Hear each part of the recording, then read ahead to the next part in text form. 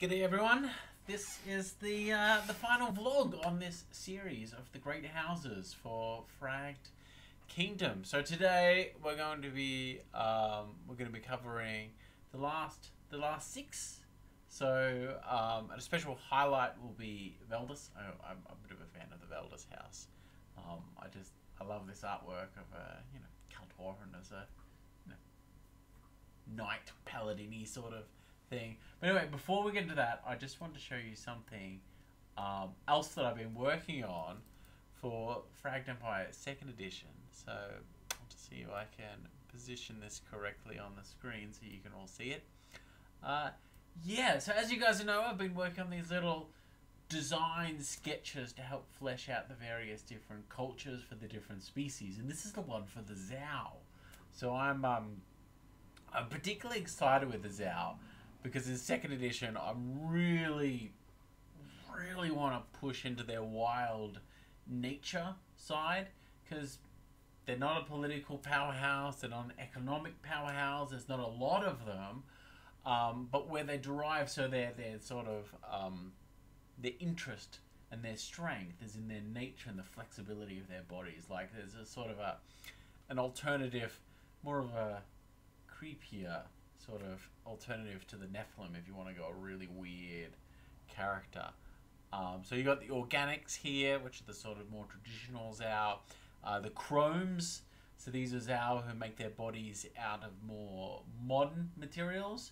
Sometimes this can be because their body parts are crafted for them, especially. There's a lot of these chrome Zhao work with a Palantor, but some Zhao live in really impoverished states, so they just have to make bodies out of junk, and so they end up with just bodies of crap and junk and stuff mixed in there.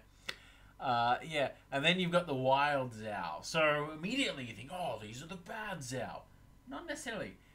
These are the Zhao that are trying to create, to sort of own their Zhao nature a lot more and want their people to be more leaning into what makes Zhao special and unique. Whereas these other Zhao have like selected bipedal forms, and they've even, looking more male and female, because that helps them fit into wider culture.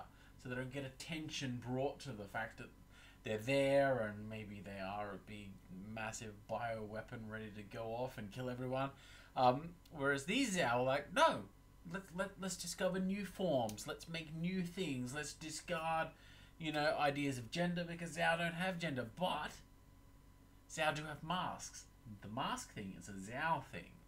Okay, it came from their history, and they do try to control their body mass so they don't get too wild. Although this one's pretty big, so he's probably got some hunger issues. Yeah. Anyway, I'm gonna do a deep dive on the Zhao in the future video. I just want to give you guys a bit of a slice because I'm a bit excited by the artwork for them. Okay, let's jump into doing these great houses. Okay, so as with the previous video, I'm going to read through the lore, and then I'll give you a little bit of a narrative sort of hook ideas, either a character or a story or an adventure to go with each one. So let's do the Romanos. Okay, so the Romanos, these guys are down here. Okay, so this is where they were historically, and there's even still some there. This whole area down below in the white expanse is where you've pretty much got wild legion tribes, like nomadic tribes. They weren't a part of the empire, okay? But Romanos was one of those groups who did, So kind of imagine like Norse Vikings, but then maybe one of them's given like an English title and some land or something like that, okay? Yeah, okay. Let's jump into it with the Romanos. Okay, the family head is Baron Legate Bjorn Snowblade Romanos Legion. Those brutes of Romanos are barely better than the savages who spawned them. Wooden keeps, trials by combat, animal sacrifices, and worst of all, no table manners. I am expected to have these barbarians as guests. What will they do to the furniture? Duchess Atsi Catla. Power has always been fleeting among the southern tribes. Anyone with the strength challenge for rulership could do so. Thus reigns are often short and bloody. The great legate Sunslayer Romanos had already subjugated many neighbours when he approached House Panos to broker a deal with the king's alliance. In exchange for recognising the membership of his tribe, the king's alliance would help to enforce the dynastic rule of his family, which was a significant break from southern tribe tradition. From then onwards, rule would not be decided by the strongest blade. Instead, Rom could appoint his successor from among his own children. With the aid of House Panos, Rom subjugated the remaining neighbouring tribes and forced them to swear fealty to his new house, the children of Romanos. Despite the entrance of House Romanos into the king's alliance, the southeastern house was isolated, separated by the bloodstone desert and the frozen white expanse, and so they kept many of their cultural traditions, which other houses found quite barbaric. House Romanos are still hunters and fishermen, as their lands are unsuitable for large-scale farming. The changing seasons are extremely important to House Romanos, as summer and winter can bring both danger and beauty, and both have many significant traditions. Their most sacred ceremony is the blot, meaning blood sacrifice. Animals are killed around a great fire and their blood collected and worn. These sacrifices are made in the name of Ath, who is the supreme creator and sustainer goddess in their culture. In ages past, these sacrifices sometimes included people who had volunteered or been taken as prisoners of war, and there are rumours that during particularly harsh seasons this practice is still performed in secret. During the dramatic war, Romanos, along with House Panos, mustered a large fighting force, sent it north to defend Stronghold. For their service in the war, they were awarded Grey Rock Castle, which they are struggling to repair, as their people have little experience with stone masonry. This has given the castle a unique appearance of a stone ruin patched with timber. Okay, so you can have a look at these guys. So they are here at Grey Rock Castle. So it's kind of like a fallen castle fallen into ruins, and then the house has been tasked with sort of rebuilding it. So this is kind of a bridging house. Okay, see if I can find a picture of one of the southern tribes. So there you go. That's what Southern Tribe Legion look like, and they are this kind of halfway house between the more cultured houses and the wild houses. Okay, and so if you were wanting to go a legion or someone attached to sort of a more wilder cultures, but you still want to be included within the political struggles, this could be a good house, a good way to go. A barbarian, but you don't necessarily want to be from the south or the enemies, the former enemies of Pole's Rest. Yeah, cool. Okay, so that's that house. Let's jump on to Rubus. Okay, so Rubus here is, you can see that they are up here. So they were a big kingdom or big nation up here with a very long border with a whispering jungle. Yeah, let's jump into them. Okay. Herr Domitia Rubus Legion. Do not be tricked by their peaceful words and quiet ways. They serve a great and dark spirit, and all evil that will consume the world with patient lies. Herr Domitia Rubus on the All-Monks. During the formation of the King's Alliance, the people who occupied what would later become the Kingdom of Rubus were ruled by primitive warlords and dark Tardai spirit seers. They joined forces with the other northern nations to repel Catla's great army, but they ultimately failed due to their lack of martial power and the betrayal of House Lagos. After their humiliating defeat, the minor kings of the land pledged fealty to Katla and the King's Alliance.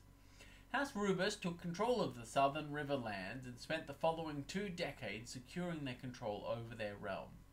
Taking their defeat as a sign that the Dark Seers were weak, they turned to the gods of their conquerors. The eternal priests of the King's Alliance were pleased with this and sent many acolytes north to educate and support the population. House Rubus built many great temples and used their newfound religion to unite the land's many rival factions.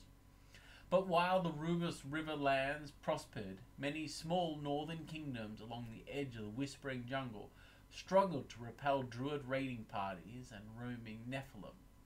As they conquered the continent, the King's Alliance had driven all its untamed enemies into the jungle, but they were unable to secure the border. In exchange for their fealty to Rubus, the northernmost kingdoms were secured by both House Rubus and House Bardulf. This long stretch of land along the edge of the Whispering Jungle was later to be known as the Green Blade, named after the infamous flaming green sword of Casimir Dom Rubus III. But amidst the impenetrable jungle were many outcasts who were not servants of Neph. Numerous vagabonds, criminals, and religious pariahs were to be found amidst the sea of foliage. Most notably were the peaceful monks of the All-Being.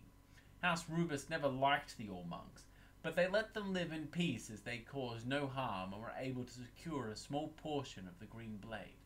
This is something they came to greatly regret, as they blamed them for the rise of the Archdruid. Okay, so you basically had, when the King's Alliance was being formed, this land up here, sort of a wild land, lots of tribes, and they had like dark Tadai seers who like worship dark spirits. And anyway, they were beaten.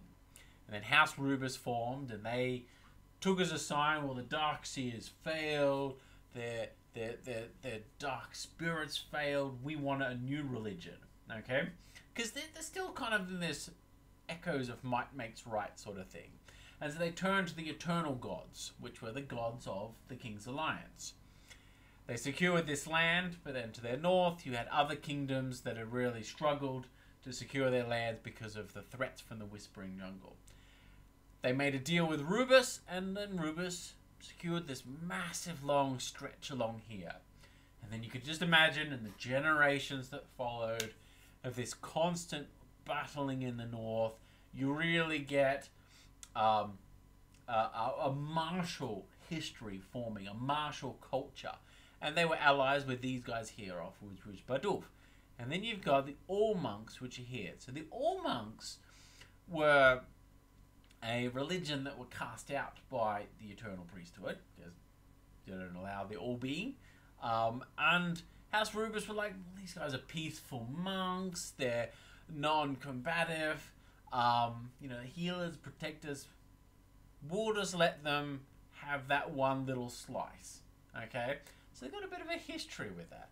But then out of the All-Monks came the Archdruid. And so they're feeling like, maybe it's because of us. Maybe we should have wiped out the All-Monks, and that way the Archdruid wouldn't have risen. So you got a mix of guilt there, or betrayal. This sort of, yeah, okay. So that's their feeling, and I could definitely see that this is, one of the other big military houses, very much opposed to, Nephilim, All-Monks, all that kind of stuff here. Okay, so yeah, not necessarily politically strong is the sort of, or politically gifted. Okay, so then we've got Savas. So Savas is here. So Savas is the merging of these two houses. And you're like, what on earth? This house all the way down here at the bottom, and this one up the north. So let's read about the tiny kingdom of Savos. That is looks to be one of the ones once again used by House Lagos to secure that border.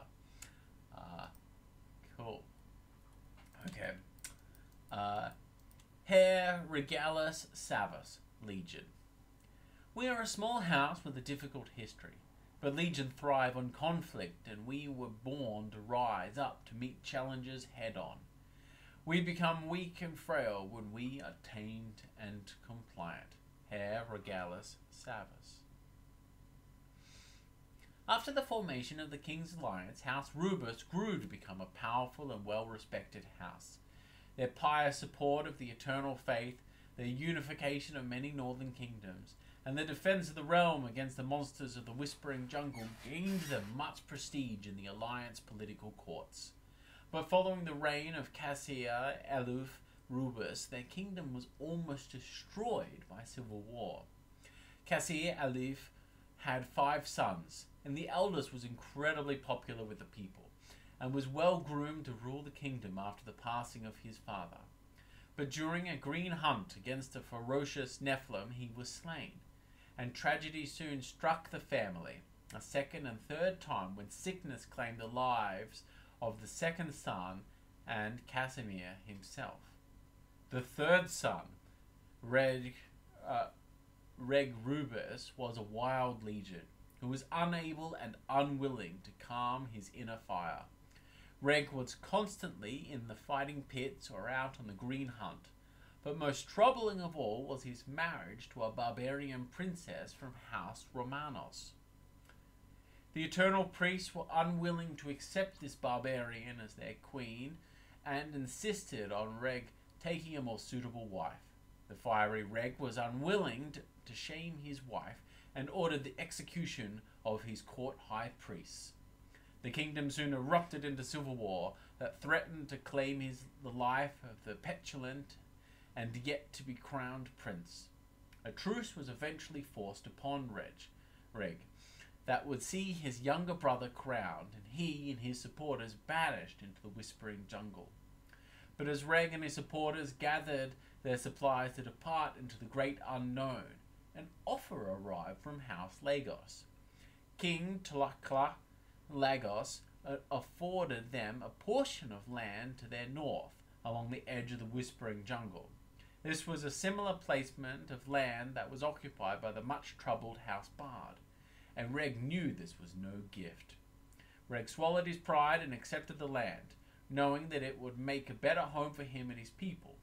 Reg also took the new family name as Savas, which means the burned ones, in the native tongue of his wife.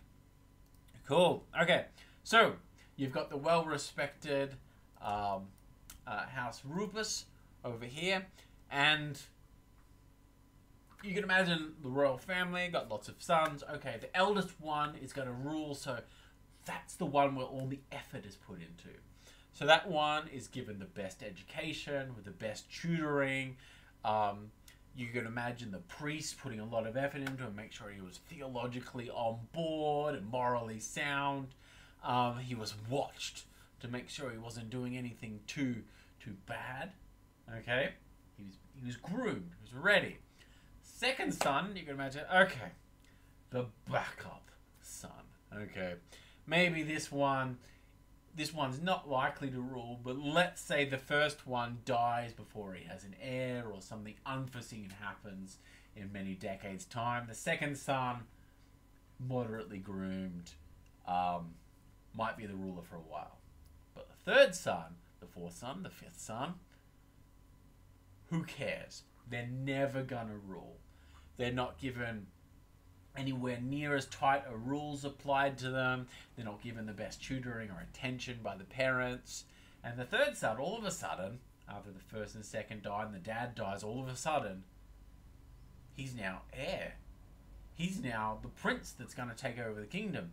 But this son is wild, okay? And he's taking himself a barbarian queen from the south. Anyway, civil war. He was going to be banished off into the Whispering Jungle, but instead was given this little slice here. Okay, so they can be quite complex house with sort of a bunch of interesting tensions between the other ones there. And you can imagine them being sort of also another one compared to Romanos, like a little bit wilder, but not so much Arctic South, but more wild jungles north. Okay, now let's have a look at Sigmund. So that's these guys here. Okay, so you got like another dual house And they are just in here. That's where they were. Okay, so a minor eastern house. Prince Ekram Sigmund Kaltorin was the family head. We dream of evils from the age of darkness, a time of unspeakable suffering and cruelty, when Kaltorans were little more than beasts and Neph ruled the world. Prince Ekram Sigmund.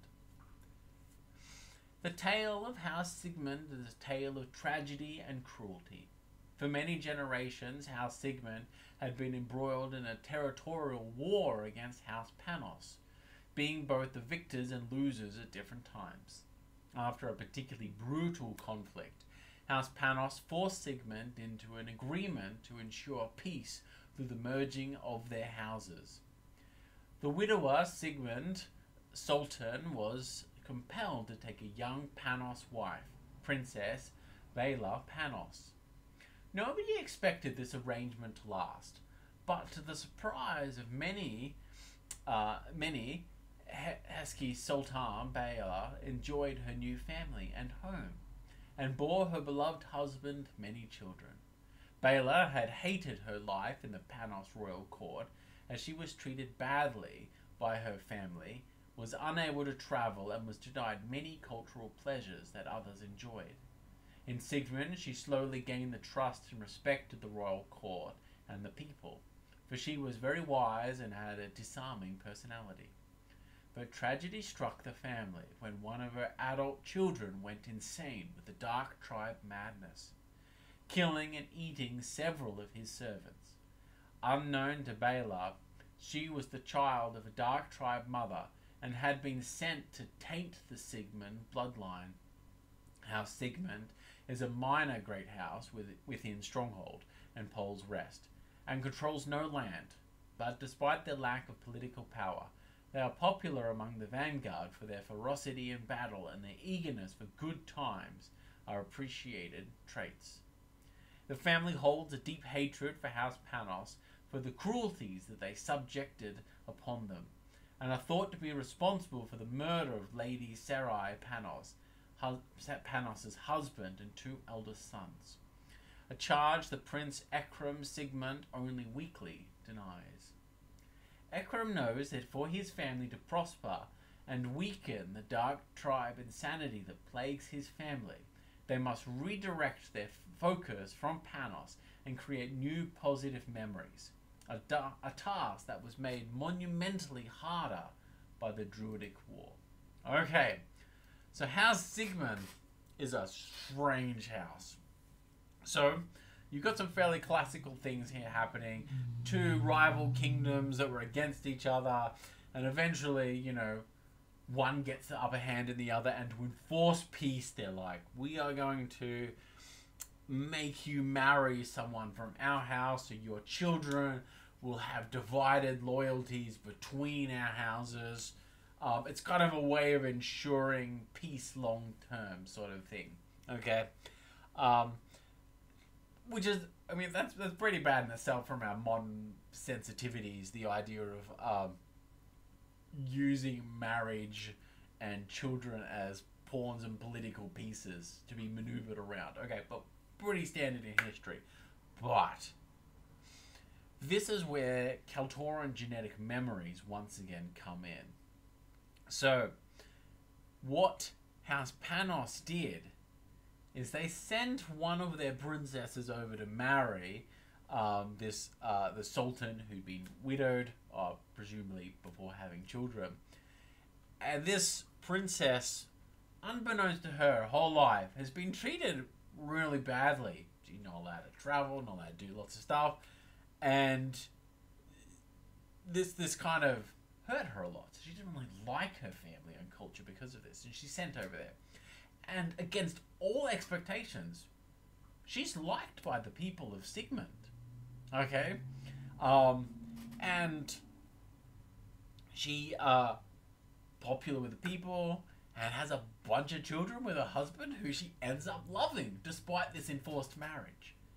But, unknown to them, she was carrying within her really vile or bad dark tribe genetic memories. So this is what happens is when a Kaltoran practicing Tadai meditates too far back, you know, to the age of darkness and goes insane. Okay, and this princess's mother, whoever she was, we don't know who she was a dark tribe. Okay, and oddly enough, these traits didn't appear in the princess. Okay, maybe she just didn't practice Tadai. Maybe she didn't meditate. Maybe she thought she dislikes her family so much that she's actually not going to bother going back into their memories. Okay, she wants nothing to do with the past, so she never looks back, just looking forward, and that makes her escape all these dark ancestral memories. But then she has kids, and some of the kids, they don't.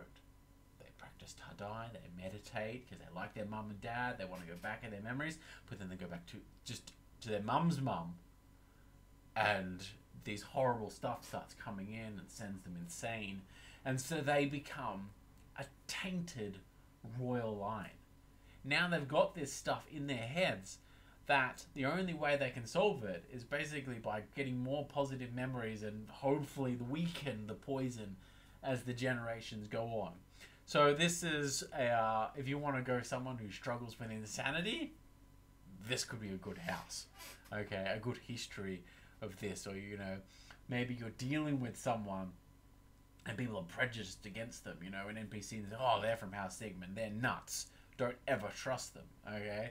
And so therefore this NPC that you're interacting with, so the PCs trust them, but despite the fact that this person, maybe they really are honestly trying to tell the truth and be good and stuff, but then there's always that risk. There's that risk they snap and go a little nuts and try to eat you. Cool, okay. So that is House Sigmund. Let's have a look at House Torquanas. So House Torquanas, another big house here, big kingdom, and you can see a bit of survived here. So they've got some connections here. They've probably got interactions with Dust Kraken, who are up here. Okay, cool. So let's have a look at Torquanas. Okay, family head, Lord Masimba Torquanas, remnant. Sing to me of white straight mountains, dance for me of blood-soaked shores.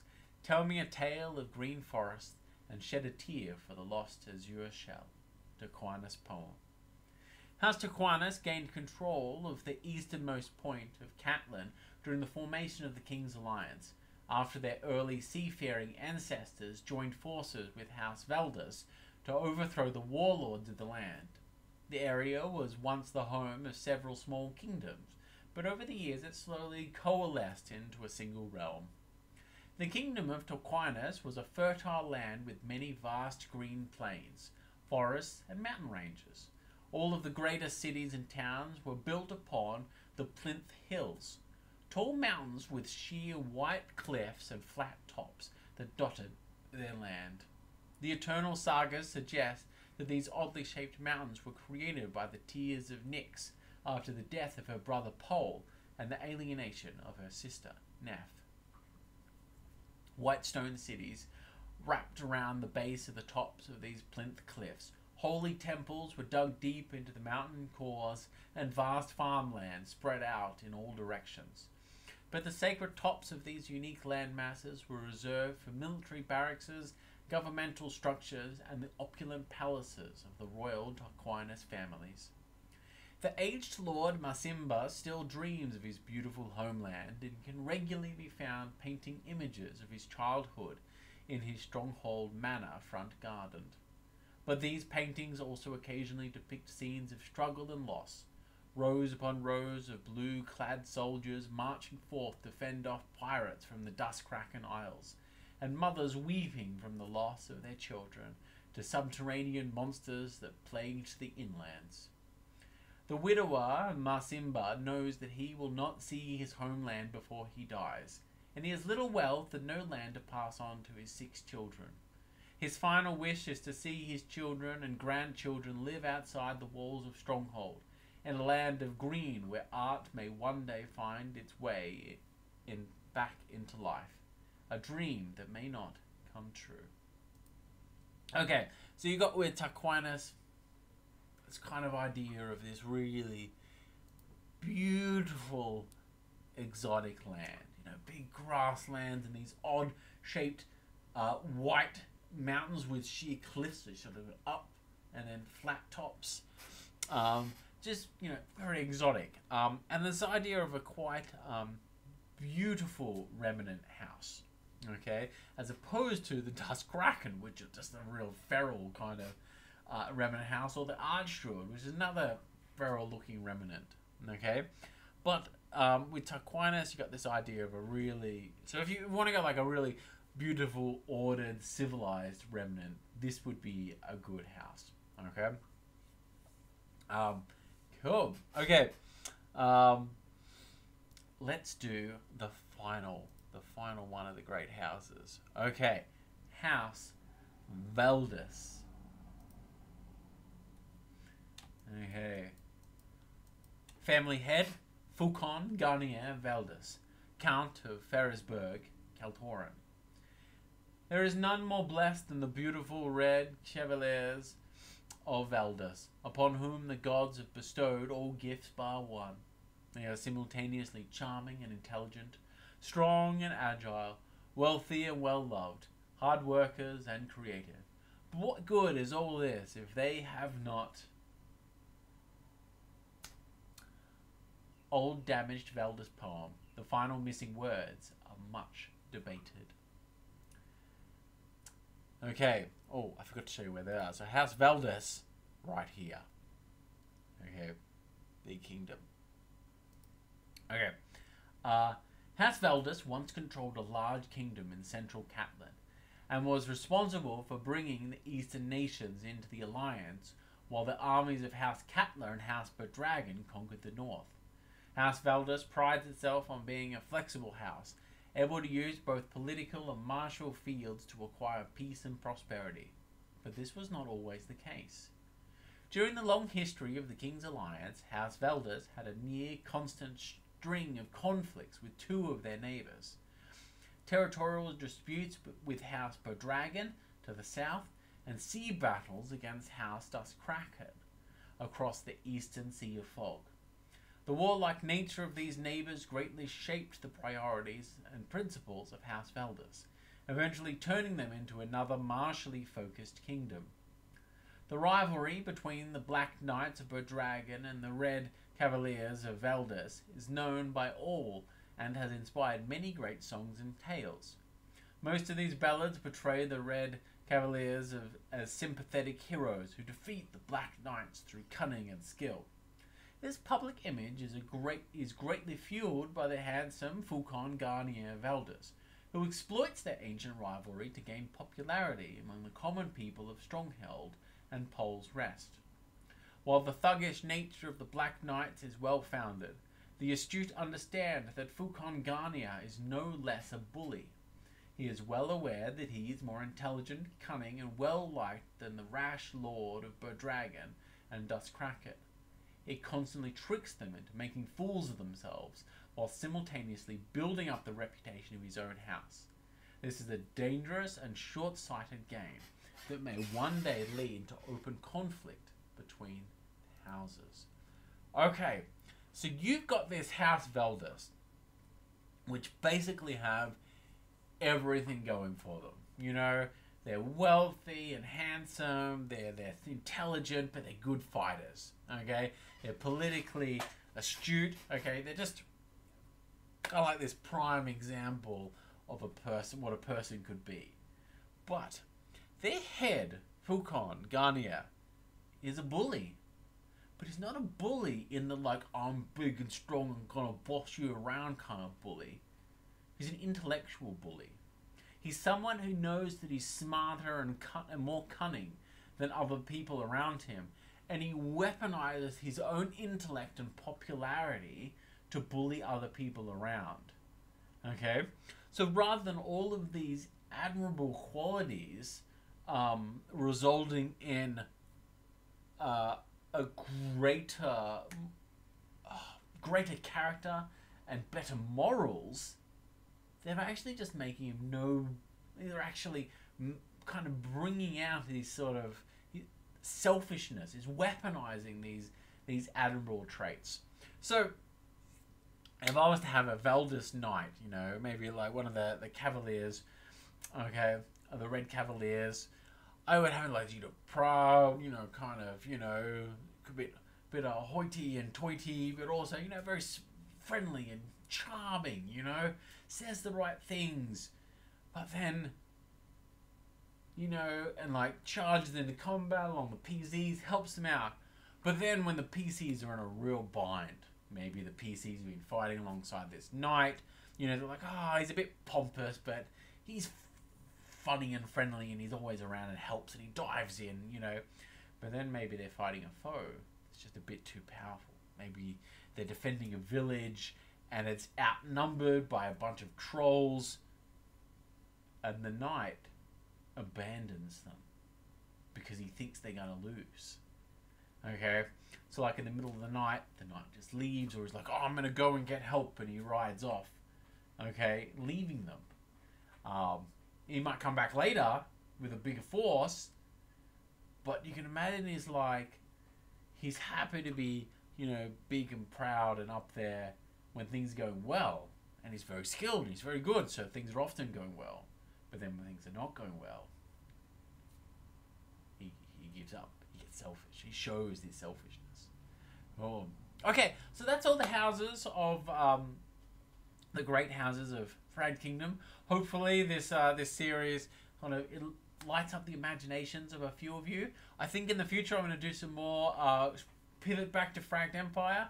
I want to go over some of the species there. But yeah, hopefully you guys found this series interesting. Cool. Take care.